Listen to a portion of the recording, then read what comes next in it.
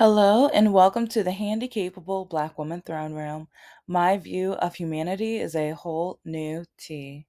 Hi, hello to all of my lovelies, my beauties, my royalty. Let's start. Let's get that boiling, scorching, hot petty tea. If you like it cold, just hold the ice. The ICE, because yeah, they're all up in that airport. And speaking of, oh, and don't forget, because yeah, we're going to be talking about airport and disability and, being handicapable, disabled, and everything, because people forget. Even though I have a disability, it doesn't take away my ability to check you. So I'm going to be checking a lot of people over the next few weeks, probably for the rest of my life, but especially over the next few weeks, because with what I'm hearing and what people are bragging about doing, and even a couple of them, like I saw, like there was one young lady, she had a necklace with a cross on that necklace, and I'm just like, oh, bless your heart. Ooh, ho, ho. I guess you're gonna know how the devil likes his coffee. But I ain't judging. I no, I'm not. I am, but anyway. So don't forget to check out my Patreon, because if you don't believe my stories, or if you don't know, or if you don't believe where I'm coming from, I have screenshots for days that shows my dating nightmares, that shows the river of racism. I get called every name in the book. And this started a few years ago after I broke up with a guy I dated for around 7 years. And then I dated another guy for about 5 years, but he trapped me. Yeah, catch up. There's over 600 episodes. Catch up on that nightmare. But yeah, he literally trapped me into that relationship. But after dating both of those men, and then after surgery and getting diagnosed with a disability where I knew, like, my, like, I knew what I was doing was different, but I didn't know why. But it wasn't different for me, it was just how I did, but everyone thought I was lying. So catch up on my medical nightmare too. But after breaking up, after the surgery, after getting diagnosed, I was dating, but then I started, like, seeing patterns, especially with a lot of these men out here who, and so I decided to put up a list of dating standards.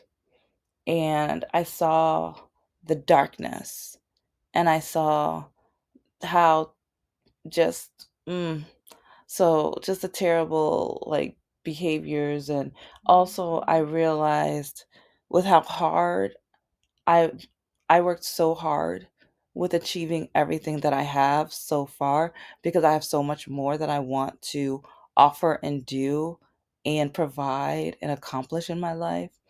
But a lot of the men that are on dating apps just wanted to stall or stop me, or they would say, that's stupid, or that's not feminine, that's not what women do, and things. So anyway, you have a lot to catch up on. Check out the Patreon. They've been, like, yeah, I've connected. I've put links in majority of the Patreon since I tied it into this whole thing or whatever. But the airports and ICE, which a lot of the men who talk to me on these dating apps, who have screenshots of, they probably love what's going on. I mean, they don't mind ICE. They love MAGA. They love the orange guy, because, like the racist, awful, terrible, discriminating, sexist, bigoted things they would tell me. Yeah, it's like if they try to tell me they're against it. No, no, no, no, no. Remember when you called me, or when some of them called me Jim Crow, when some of them said that I was nothing but a slave. Yeah. But now we got some of these privileged white people. I said the privileged ones because, yeah, we got the Underground Railroad ones, we got the colonizing ones, and a lot of the colonizing ones are the privileged ones who, it's like, if they see someone who looks different than them get a job or opportunity or win a prize or anything like that, no, it must be because she's black, or because she has a disability, or he or she has a disability, or because they're a person of color. But yeah, a lot of people of color still don't understand. Yeah, but I'm going to talk about that and them in another episode. But yeah, okay, back to the airport. Remember, my episodes are as messy as my life. Yeah, my episodes are definitely as messy as my life. So there are some people who are now bragging because they're pretending that either they have a quote unquote sprained ankle or disability. And some of them are even, they're proud because of their acting skills, so that they can cut the 2 to 4 hour line. And trust me, I know that's not like it's terrible what but we also have to look at what TSA is going through as well, not getting paid and stuff like that, because the Orange Man is telling them to work for free, work like some of my ancestors back in those days. But while he got over $2 billion last year alone, but he expects these TSA workers to work for free. And he, like, the way he puts them down, kind of like how he puts down people with disabilities. But it's really funny how now some people, it's like they voted against people with disabilities. They probably mocked people with disabilities and everything. But once they saw that they had their chance and opportunity, they took advantage, like with like being disabled. Then they want to be disabled, or they want to at least act it for a few minutes so that they can, cut in the front of the line. They want to do something so despicable and awful because people with disabilities, we didn't choose this. Trust me, I was born with mine. And since I don't quote unquote look like I'm disabled, and I didn't for so many years, and everyone kept blaming me, so it's like they don't understand. A lot of these privileged, no good jerks don't understand the psychology and just the heartbreak and just the how despicable it is. Because, like, people like myself, we need that service. People like myself, or even other, like, people with all different types of disabilities who need these services, and some of them need to cut in the front of the line because, like, with some disabilities, yeah, the bathroom, yeah, when we need the bathroom, we need the bathroom. And especially when we get to the bathroom, normally there's someone who doesn't have a disability in the disabled, like, stall. So then we already have to wait for that too. And even with the disability, like, it's going to take some of us longer and up to be able to, do a transfer and like get just ourselves to the point where we can go. And so it's like people don't understand. And then even like medications, and or like, well, even the anxiety, because like when I go to the airport, you don't know how much I get stared at, and it gets annoying. And even sometimes overhearing people, I wonder what she has. I wonder why she gets to cut in the line. That's not fair. Oh, they think she's special. Those are the things I hear sometimes. And like I said, I didn't choose my disability. I didn't choose to be born with this, but I was. And like, I wish that disability had allowed us to be like everybody else, but yet with how most countries are, yeah, we don't. It's like, for some of us, stairs are our nemesis, and a malfunctioning, like, elevator and things like that. So it's like for some, like, not having a book that is in braille, or, well, we have to remember the president didn't even want. I can't even believe, like, how did you guys? If you voted for him, ooh, anyway, when he had some of his newer constructed buildings to do, he told the construction people, do not put braille in the building because it's ugly. he mocked that disabled reporter. But oh, so many Republicans were laughing at that because they thought that was funny. We have people who are at they're they're bragging about their performance. They're bragging because they're now taking advantage of stuff that is for the disabled community. And it's there are since being diagnosed, I guess before being diagnosed, I noticed some things, and or there's sometimes where I even fought for other people with disabilities when I saw people mistreating or like taking advantage of a disabled like contraption or thing or asset that was for the disabled community.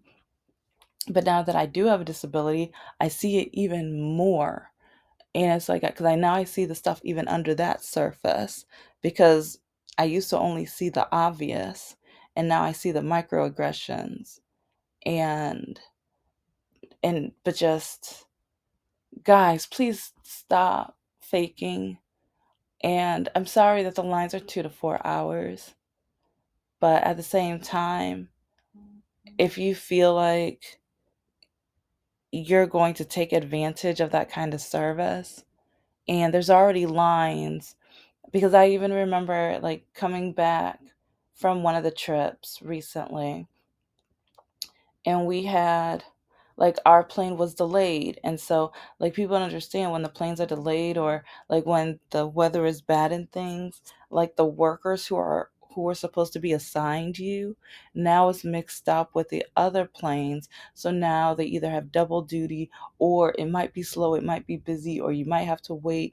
And it's like, especially depending on your disability, it's like, again, either the bathroom, or you might need to go by one of the shops, because like if your insulin is low, you might need to go get something with sugar, or you might need to go to a restaurant. Like, you never know, because you might even need to go by a restaurant to get a drink for your medication. There's so many things and reasons why why we have that. And I don't want to call it luxury, because having a disability is like, yeah, it's not. It's like, and I think this is one reason why DEI being taught in schools is so vital and so important. And the amount of times where I've heard so many, especially white women, stop telling people with disabilities to stay at home. You guys do it so often, and it's annoying and it's frustrating. So stop doing that. Stop doing that. And I want to tell like everybody stop doing it, but you don't know how many times it's been white women who say that. And it's just like, who, who, you don't even understand that DEI, and even with work and things like that, you guys benefited from it the most. It's like you guys used to be that stay home wife because you had to and you had no other choice. So you're telling me to stay at home. Honey, baby, boo boo, you need to stay at home too. Okay, if we're going to go back in the day, let's go back in the day. Okay, okay. Because with these airports, it's like, and also with DEI, if you don't know, like, what people with disabilities go through, which again is why we need DEI in schools, because people want to take advantage of a resource and they don't know the reason and the importance of that resource, and the importance of like people with disabilities not having to wait. And also the now you're making these employees who are already like, it's a difficult job, and it's like being able like tipping them whenever, especially when they do an amazing job, making sure they get tipped, to make sure that like, or whenever possible, because some of the people who work in that department, I applaud, like, especially with some, like, they have the biggest hearts and patience, and it's like, oh my gosh, the shortcuts in the airports. And sometimes, like, if I see that I got like a cool employee and stuff, being able to ask them amazing questions and the answers they given me back is absolutely amazing. And things where I'm just like, I'm gonna need to add that to my novel. I'm gonna have to add that to a book. Oh my gosh, I can't wait to tell my friends this. And because the stories they have to tell, and like, they do it with a smile. As like, there's sometimes, oh, when there's snow and all of the planes, like, sometimes I understand, I can't blame them. And some of the ones who have to work the night shift, and you ask them about their families, and how one of them, he's doing it because he wants to be able to, because he's working two jobs, but he's working them because he was trying to save enough money to make sure he's able to allow his daughter to go to college. You don't know what these workers go through. You don't know their backstory. And having a disability, I want to know their story. I want to know, like, because the patience and understanding and the communication that it takes to have that type of job, because they've met people with all different type of disabilities. And there are some people who, they might need help putting the shoes on. I remember after I got hand, like, well, patted down or whatever, one of the staff, they offered to help me put my shoes on. And I was like, "Oh, you don't have to." And they're like, "No, it's like, you're good. It's like, it's okay, princess." And it's like, I was like, yeah, it's like, I did as much as I could with them. They were like, "Oh no, we've got this. Don't worry." And it's like, I was thankful, very thankful. And a lot of people don't understand the importance of their job, and to take advantage and to brag about, oh, he gave a show. And it's like, I looked up and I saw a couple of the stories and everything, and they're not apologizing. I think that's the most frustrating part. And not even just like apologizing to the disabled community, but apologizing to the employee that pushed them around, trying to make sure they made it to their plane when that was their responsibility to do that. It's like an able bodied person taking advantage of the service, that it's like, that angers me a little bit more. I mean, it angers me from both sides, because especially after having this assistance a few times and talking and meeting some of the staff and everything, yeah, it's just, please don't do the staff like that. You don't understand how hard their job is. And I think, I'm thinking a lot of things right now, and some of them are not nice. But people with disabilities, we need these resources for a reason. We're not acting. And also, when you don't look like you have a disability, but then you turn out and you admit that you faked it. A lot of people say I don't look like I have a disability. A lot of people tell me that I need to tell them what I'm diagnosed with. Or they tell me that, oh, well, you're not really disabled. Oh, yeah, let me take this walking assistance, or get off that scooter, or give me a turn. Or, oh, well, you're just faking it anyway. Do you know how infuriating that is? And now that undisabled people or able bodied people are bragging about doing this, you're making it harder for people like me. Because I already get stared at. I already get judged. I already get ridiculed. And now it's like, especially, we don't know how long they're going to put, or this is going to be happening. I hope it stops very soon. But at the same time, like, I'm like, TSA, do what you got to do.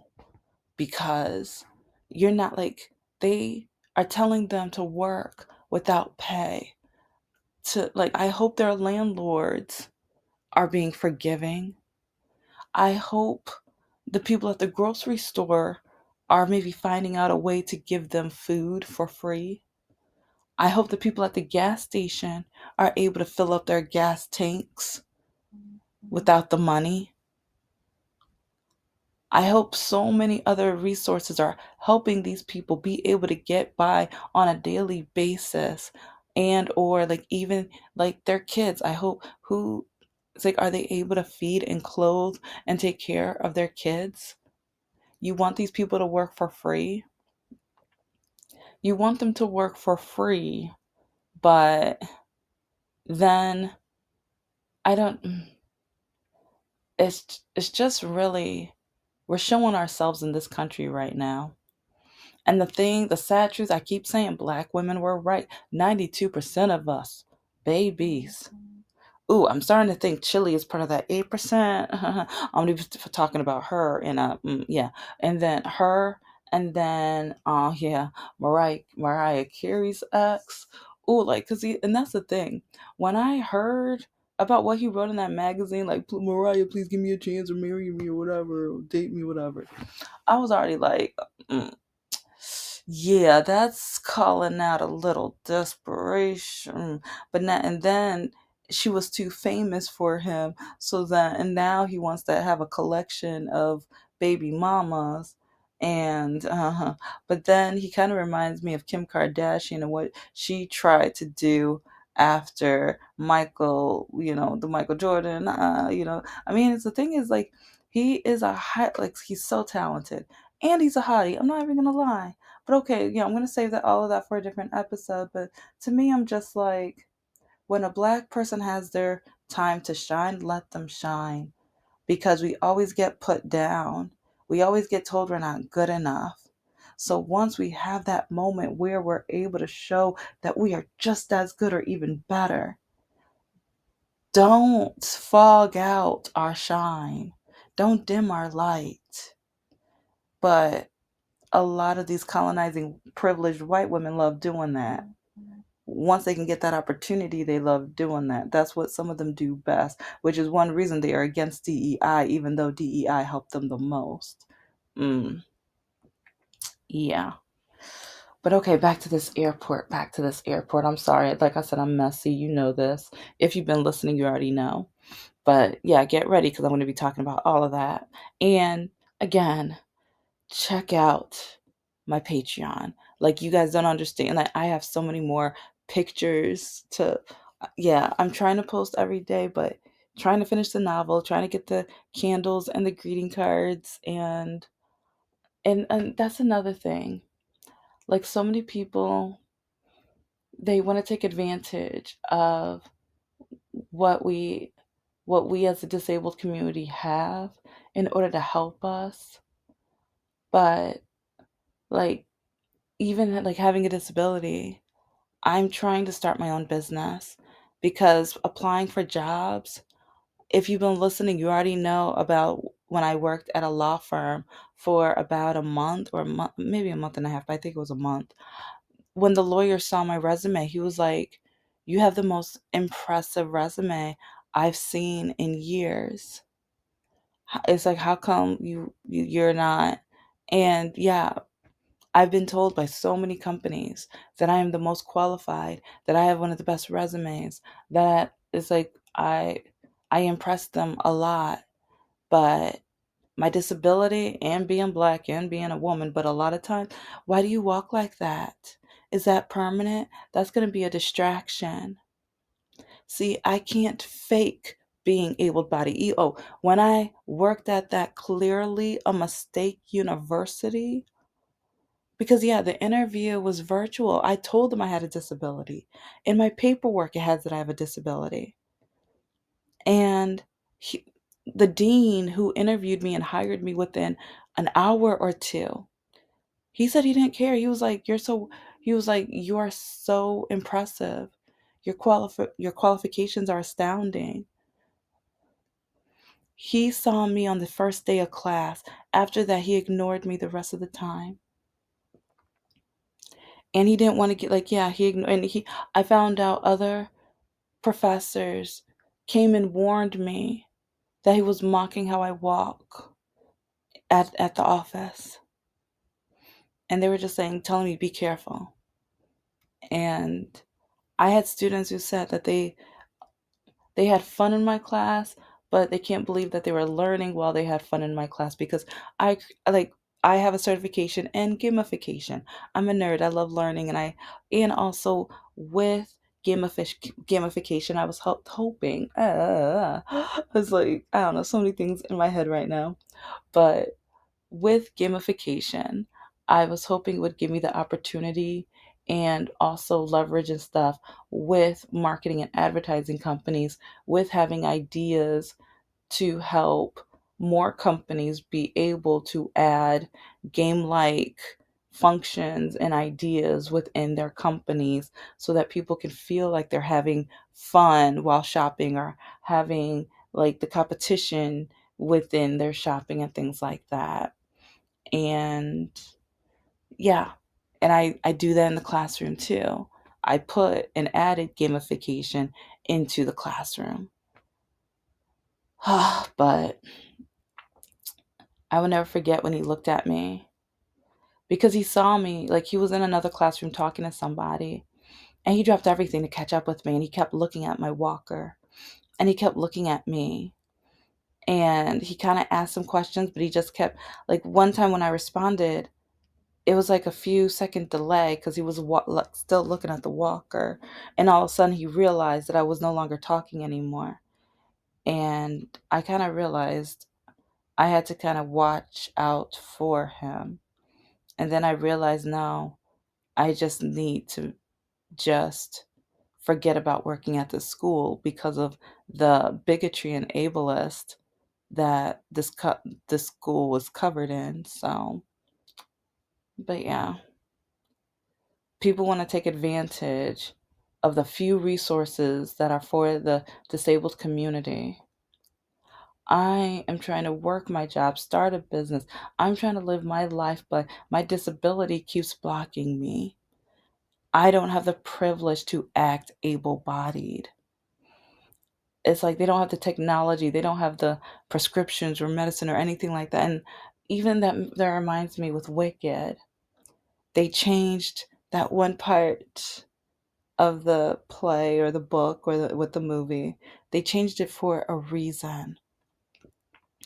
Because being disabled, we just don't get to be fixed and then live a normal life. We, like, people won't just fall in love with us because we're going to be able-bodied all of a sudden. I mean, that's what people told me. They told me that all my life. That as long as I walk like that, no one's ever going to want me, love me, or marry me. I've had men tell me that you're beautiful, you're smart, you're amazing, but I would be embarrassed in order if I walked around with you or if I was going to be with you. You need to go to the hospital and get fixed and then call me up because then I would love to date you. So when I hear about these able-bodied goons walking around or being wheeled around an airport, acting a fool, being idiots because they want to take advantage of a resource that's not made for them, while the disabled community, we already have a tough life. We already have to figure out and like try to find resources in order to be able to even have a dim light within our view. Like, you don't know what we go through on a daily basis. We have to be creative and productive, and we have to work 10 times, 100 times harder than most of you. But then at the same time, no, you still want to take advantage of the few resources we have. And that's infuriating. And that's some people. I think there's one viewer, whenever I talk about disability, they downvote me. Well, baby, I'm going to talk about it even more now. I don't even care. I don't care. I'm going to talk about it all the time because it's frustrating. And this is why we need DEI everywhere, even at work, at school, whatever. But thank you so much for listening to the Handicapable Black Woman Throne Room. I am a woman, I am of color, and I am handicapable. But most importantly, I am human and you're human too.